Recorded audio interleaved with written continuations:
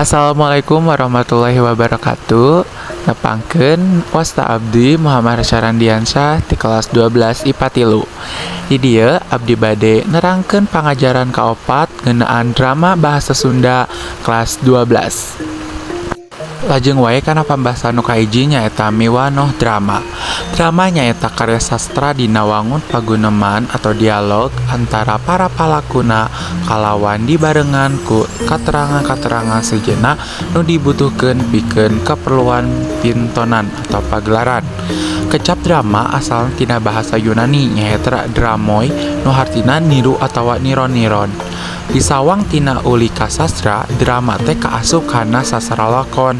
Disebut kitu sabab karangan drama teh ngabeurahkeun paripola palaku nyaeta palaku teh sina langsung menta, boh lahirna, boh batina sarta tina mangguneman jeung palaku liana atawa tina ngomong ka dirina sorangan. Dina drama oge aya unsur-unsur drama, anu kahiji unsur intrinsik jeung anu kadua nyaeta unsur ekstrinsik. Tah naon wae sih unsur intrinsik drama teh? Anu kahiji nyaeta tema. Tema mangrupa gagasan pokok dina carita drama. Anu salajengna nyaeta plot, nyaeta jalana carita tina pintonan drama anu dimimitian ti mimiti palaku nepi ka akhir.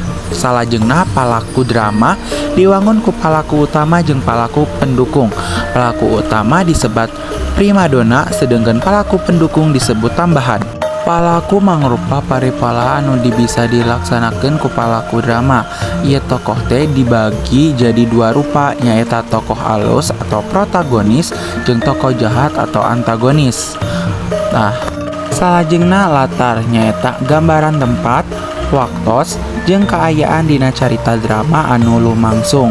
Anu pamungkas nyaeta amanat. Drama nyaeta amanat anu ditepiku ku pangarang carita drama anu ditunjuk pikeun panonton. Amanat oge bisa ditepikeun ngaliwatan peran tokoh drama. Anu kadua nyaeta unsur ekstrinsik drama. Nyaeta bagiana nyaeta biografi pangarang. Pangarang karya sastra kudu bisa manghidupkeun eusi karangan nu dijieun. Anu kadua psikologis. Psikologis mangrupikeun ilmu anu ngulik para piola manusa sareng sato. Psikologis oge disebat ilmu anu patali jeung proses mental anu normal jeung abnormal sarta pangaruhna kana paripola utama ilmu gejala jeung rupa-rupa kagiatan mental. Jadi pangarang kudu bisa ngawasan psikologi karangan sasa anu didalmena.